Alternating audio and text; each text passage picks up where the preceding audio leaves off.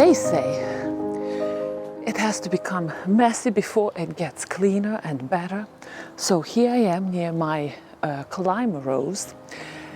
The beautiful blooms are almost in the past, and I'm doing my major deadheading, cleaning, straightening up. And some of you asked me to take you on a ride, how I do it. So here I am. We are going to do the deadheading of this rose. I will explain to you why we deadhead and what is this, the rule of cut your rose, deadhead your rose to the first 5-leaflet leaf, because any book you open, that's the advice right away telling you to do it. But very rarely we know why, what's the science behind it, why every rosarian with any type of rose receives that advice. Do we need to deadhead our rose? Somebody asked. No, we don't have to. We can let rose do whatever rose wants to do. But very often we want rose to perform again to create these beautiful blooms. And if rose is redirecting all its energy to form hips, right here, these little green balls forming behind the flower, then rose will have no energy to create beautiful blooms, and the purpose of creating seeds is fulfilled. So when we rob rose of possibility to create seeds, rose redirect its energy into creating blooms again. And here we have the rebloomer climber, and we're expecting good blooms from this climber again in maybe 3-4 weeks. So right now the whole area is becoming quieter, and now is a good time to do very good deadheading, cleaning all the yellow twigs and the dead foliage, diseased foliage, to make sure that our climber is going into this second stage of summer, where there is very often big sun pressure, big heat pressure, drought pressure, with good health. And also what we do to our roses after their blooming time, we fertilize them again. So here you can see this side of branches. I deadheaded, I cleaned, I got rid of all the diseased foliage, because it does happen inevitably. Some foliage is shaded, so don't worry if your climber is kind of tired looking after big blooms. It's okay, it will perk up again. And I deadheaded everything, cleaned it up, and it looks very nice. But when you look at this side, here I didn't do anything. So there are some yellow foliage, some petals which are stuck on the leaves, which I didn't take on time off. And if, for the beginner rosarian, if you don't shake off your climber when fresh petals fall off, some of them get stuck on the leaves, and then it's very unsightly when those petals dry off. They kind of get stuck permanently to the leaves. So you can see these big, long stems. What do we do with them? Let's do the deadheading of this side to turn it into the same neat looking appearance as other side. And I'm going to trim all the finished blooms to first 5-leaflet leaf. And let's talk about that, because sometimes I'm not going to do that. Why is that advice given to all the rosarians? And you can read it almost in every book. And that rule is repeated over and over and over again. Let's take a look at these stems. A lot of times the answer should be given to how thick your stem is. So generally when we look at the stem is much thicker at the base, and here you really cannot see because this is the top of the stem. I didn't cut all the stem way down to the main cane. I didn't want to do that, so I can't really show you the whole stem. Maybe I should have just took one long one to show you. But at the base, this stem is going to be much wider, stronger, sturdier. And as we follow up to the tip of this lateral shoot, right now it's a climbing rose, so this is a lateral shoot, we see that the stem is getting smaller and leaves are getting from 5 leaflets, they can change into 3 leaflets. And of course there are exceptions to every rule. For example, my roses in the front do have 3 leaflets, and then they jump into 7 or even 9 leaflet leaves. Or some roses can have 3 leaflets all the way down to the stem, all the way here, and only somewhere, only at the base, they will have 5 leaflet rose, 5 leaflet leaf. Why is that? Because when we travel up the stem becomes weaker, smaller, and the width of this stem cannot really support strong growth. Hence, the leaves are becoming smaller and with less of leaflets. The same will happen to the rose flower. If we do the trimming right here, where 3 leaflets are, this stem would be too weak to support a strong blooming rose. So as a result, this rose has, let's say, a diameter of its blooms 2.5 inches. But because I will do the cutting here, the deadheading here, right here between the leaf and the stem, rose will create another small stem with a future rose on it. But because this stem is so weak and so small, this flower would be much smaller, or might be not even there at all. That's why the general rule is to deadhead all the way down to first 5 leaflet leaf. The general consensus is that by that time the stem is strong enough to produce this leaf and to be able to produce good size flower or to support flower altogether. But there is always exceptions to this rule. For example, if we have miniature roses don't need to be deadheaded to the first 5 leaflet leaf. Miniature roses are so small and dainty, their stems are so small that this rule doesn't apply to those roses. So we deadhead only, we snip all the flowers of the miniature rose, and that's all about deadheading. When we are talking about the climbers sometimes can have very long lateral shoots. So we have the main shoot on the climber, and then we have these lateral shoots coming out of the main stem. And sometimes these lateral shoots can be super long, especially if that main stem is in somewhat shady conditions, and lateral stems have to stretch to reach the sun.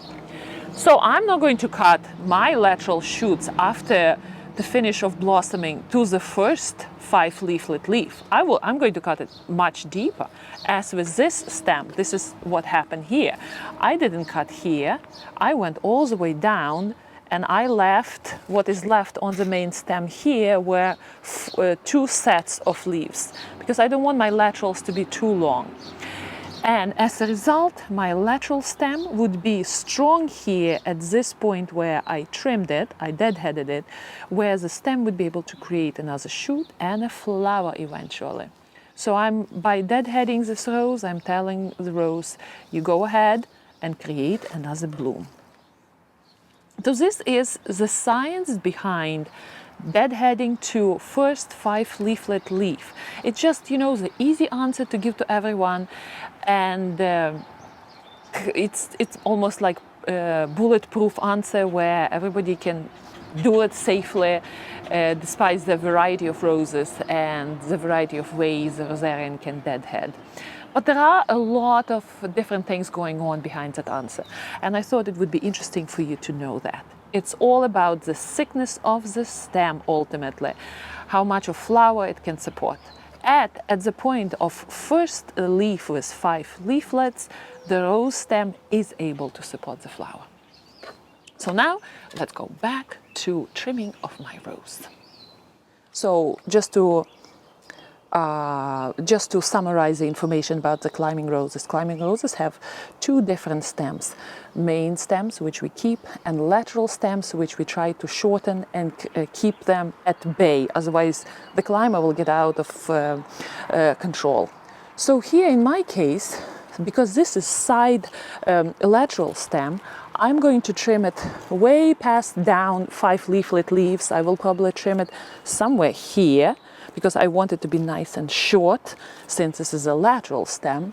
And the rule cut to first 5 leaflets is not going to work for me, because I don't want to keep this stem so long. Many roses flower in clusters, something like this here, and I do want these roses to still bloom. So what I'm going to do here, I wouldn't take the whole cluster away. I will just prune all the spent blooms All right, this stem can go all the way down here, you see. I will prune them out. Oh no, this one is already done too, you see.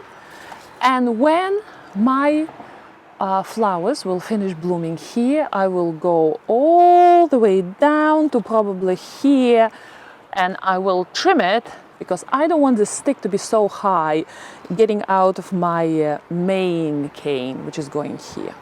So the same happens here. These guys finished blooming. I'm trimming them here. It's a good idea to trim the lateral shoots. I usually try to do 4 leaves away from the stem. So you see how I did it? I disregarded the rule about a 5-leaflet leaf because I want my climber to be nice and neat. I don't want it to be all over the place.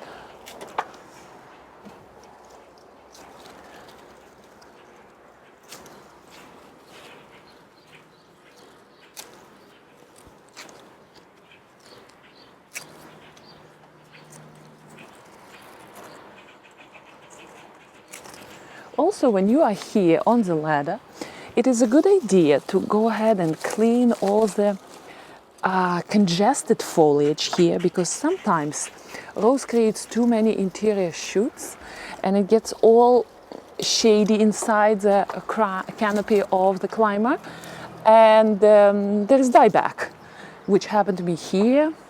It was a different reason. I was very greedy with my stems. I wanted to keep all of them. So I kind of left them and they started dying back. And that's why I had a lot of yellowish foliage on the top. So any diseased things you just want to clean, here we go. One is left. Again, I trim all the finished blossoms. And I will keep this rose still. She's probably going to fall tomorrow, but still, let her delight us for the evening, you know? And then all this is going to be trimmed all the way to here because I don't want this single shoot sticking out, and the general shape of the rose will be compromised then.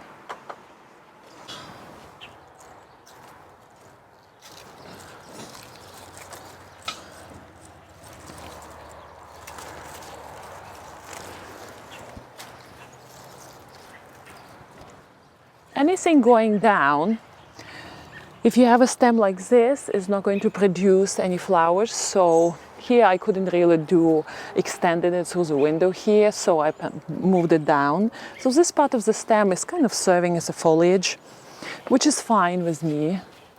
Okay, all the dead, overgrown things has to go off. All right.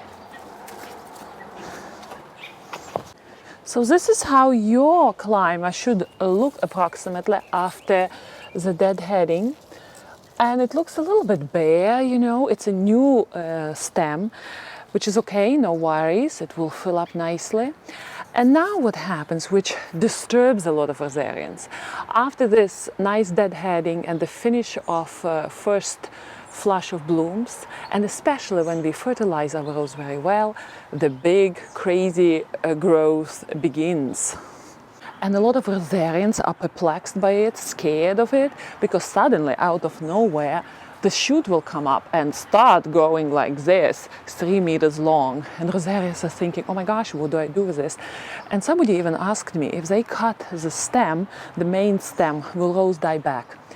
Don't worry, it's better to do a deadheading than not to do the deadheading. And if you did a wrong cut, a wrong mistake, your rose will live. Roses are surprisingly tenacious plants. And if you made a mistake, okay, that year you wouldn't have a beautiful long stem, which is not a big deal. Next year you will learn from your mistake and your rose is not going to be dead. You don't have to dig up the rose and start all over again.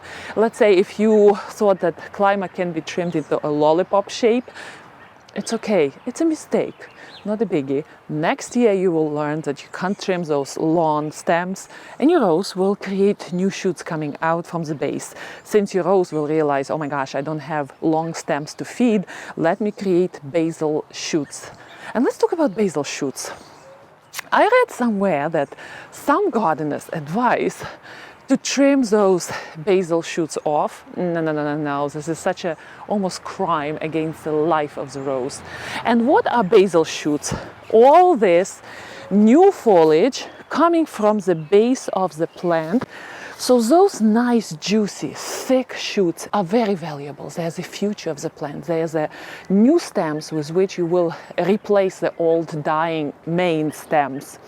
And if you cut them off, you basically deprive your rose of this beautiful new fresh foliage and new stems, which will create beautiful new blooms for you.